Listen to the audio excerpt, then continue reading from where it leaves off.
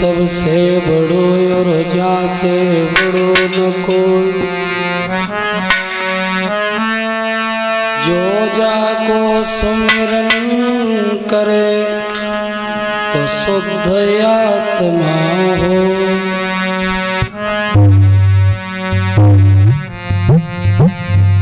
श्री सच्चिदानंद रूपाय विश्वोत्पत्त्यादि Hathaway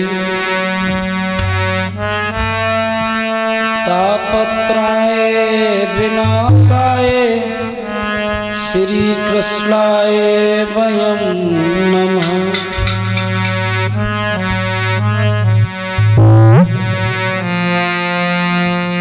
कथा शुरू होती है सुयावीर हनुमान। आसन आई विराजियो कोई पवन पुत्र बलवान।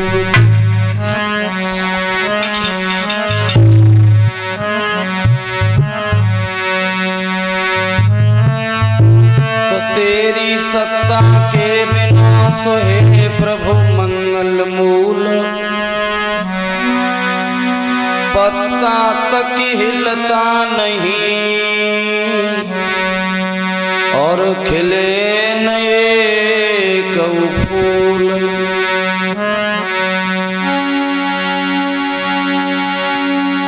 गुरुदेव नाम ललाम जिनका सर्व मंगल धाम है। पूज्य गुरुदेव स्वर्गीय राजवीर को मेरा कोट कोट प्रणाम है।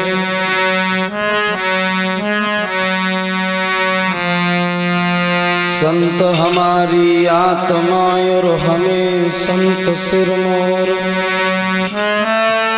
सबको सीता राम है सोय अपने अपने ठोर। बोलिए श्रीमद्भागवत महापुराण की। 2 मिनट भगवान के चरणों में मन और वाणी को पवित्र करते हुए फिर कथा में ध्यान देंगे। भक्त कहता है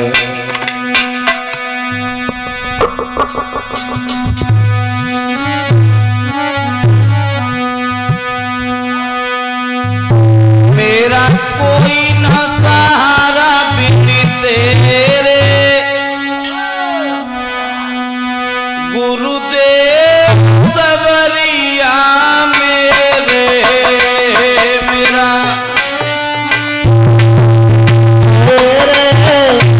गुरुदेव सबरिया मेरे।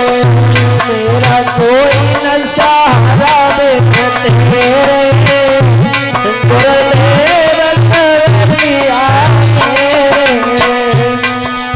सब लोग बोल ले ताली बजाए पीछे वाले भैया। मेरा कोई न सहारा बिन तेरे। गुरुदेव सबरिया मेरे। मेरा कोई न सहारा बिन तेरे।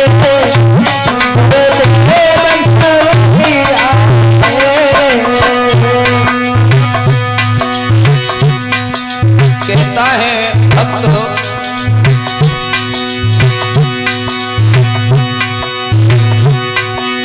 युग युगती चले आए।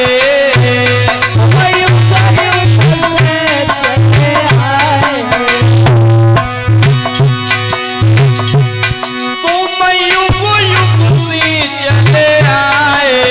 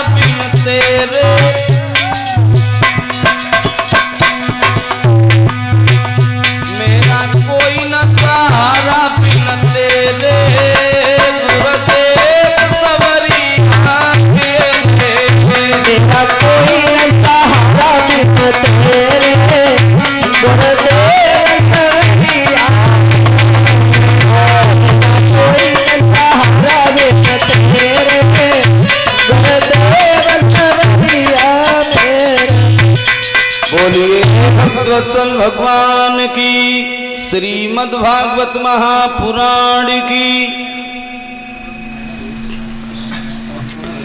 अर्चनी बंदनी हमारी माताएं बहनें, पिता समान बुजुर्गों, लता पत्ता में वास करने वाले सभी देवी देवताओं को सत सत नमन करते हुए आज वृंदावन जैसी पवित्र भूमि पर जो श्रीमद्भागवत कथा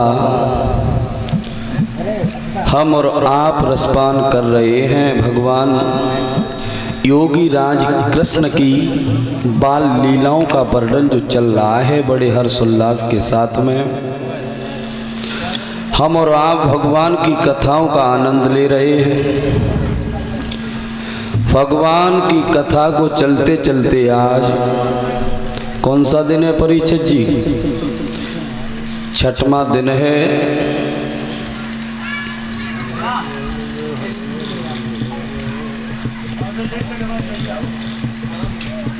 श्री सुखदेव जी कहते हैं, हे राजन परीक्षित, आपको श्राप लगा हुआ है और आपके मन में ये भी बात चल रही होगी कि कल मुझे तक्षक नांग डसने के लिए आएगा, एक ही दिन बाकी है और तुम्हारे अंदर चिंता भी हो रही होगी। तो हमारा ये कहना है कि आप चिंता ना करें, बिल्कुल चिंता ना करें, भगवान के चिंतन में चले जाएं, सिर्फ भगवान का भजन करें। और महाराज परीक्षित, आपको मैंने ये तो बता ही दिया है कि दुनिया में जो भी दिख रहा है, जो भी दुनिया में दिख रहा है वो एक दिन खत्म तो होना ही है, नष्ट तो होना ही है। और नष्ट वो नहीं होता है जो दिखता नहीं है, नष्ट वो नहीं होता है जो दिखाई नहीं देता है। और जो भी संसार में दिखाई दे रहा है वो एक दिन तो नष्ट हो जाएगा।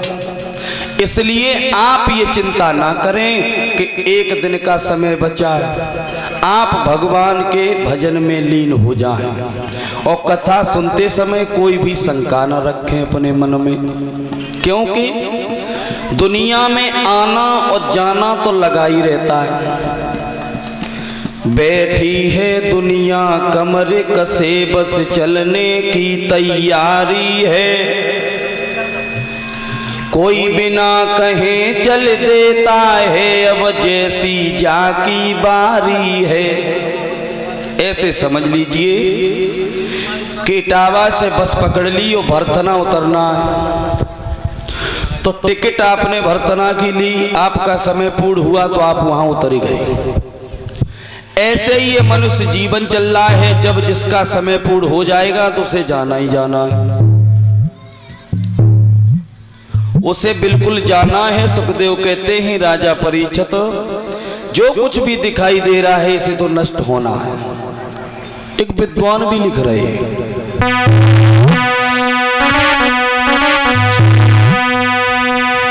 अरे एक दिन यूड़ी काल के अंश फेर नैया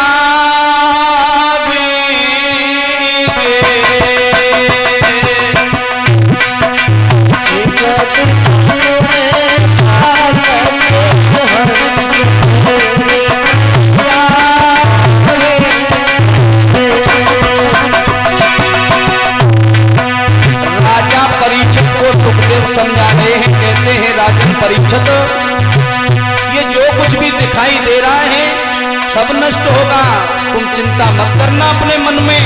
बोले एक मानी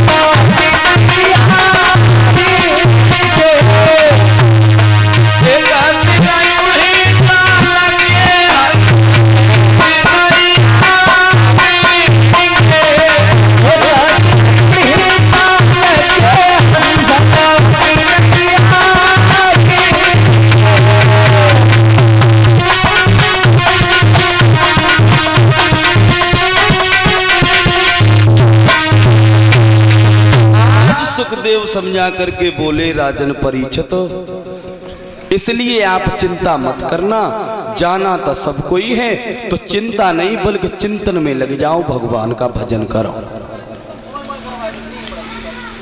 इधर अभी आप सुन रहे थे हमारे शिष्य अरुण शास्त्री जी के मुखारबिंद से, जिन्होंने बताया कि किस तरीके से कल भगवान योगी राज कृष्ण का अवतार हुआ, और अवतार होने के बाद में भगवान जब थोड़े सयाने हुए तो पहले भगवान ने कई एक राक्षसों का वध किया। पूतना भी मारने के लिए गई भगवान को, उसे भी मार दिया। बकासुर, सटकासुर, कई एक राक्षस भेजे भोजराज कंस ने।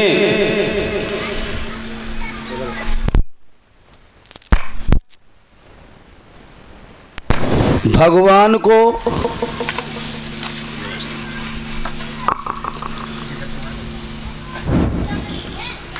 मारने के लिए, लेकिन श्री सुखदेव जी कहते हैं, राजन परीक्षित, भगवान ने खेल ही खेल में राक्षसों का वध कर दिया। और इधर भगवान सयाने हुए तो सर्वप्रथम भगवान ने माखन चोरी लीला की। और जब माखन चोरी लीला की तो इधर देवर्षि नारद ये सोच रहे हैं कि भगवान का अवतार तो इसलिए हुआ था कि भोजराज कंस का वध होना है, लेकिन भगवान इधर सब कुछ भूल बैठे और ग्वाल बालों के साथ में लीला करने में जुटे। तो एक दिन देवर्षि नारद को ये चिंता हुई, तो देवर्षि नारद नारायण नारायण गाते हुए और चले जहां कंस बैठा है अपने दरबार में। और जहां कंस बैठा है वहां पहुंच गए और देवर्षि नारद को आता हुआ देखा तो कंस ने हाथ जोड़कर प्रणाम किया, सुंदर सा आसन दे दिया और जवाब दिया, प्रभु बहुत दिन बाद दर्शन हुए आपके। नारद ने कहा, भोजराज कंस, हम जब जब तुम्हारे यहाँ आते थे तो तुम्हारा ये चेहरा फूल की तरह खिलता था, लेकिन आज तुम्हारे चेहरा पर उदासी क्यों है? तुम इतने दुखी क्यों हो? बात क्या है?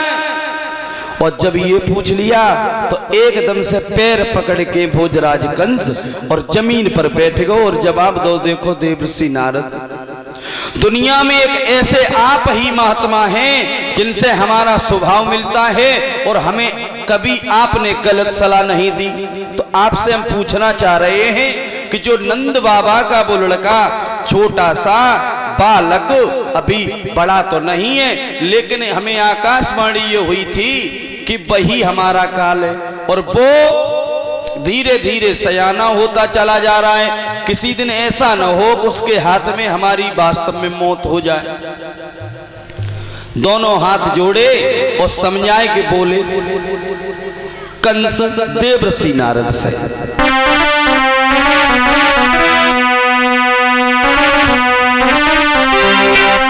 अरे मेरी जिंदगानी और बचे कैसी ज्ञानी, मेरी जिंदगानी बचे कैसी ज्ञानी,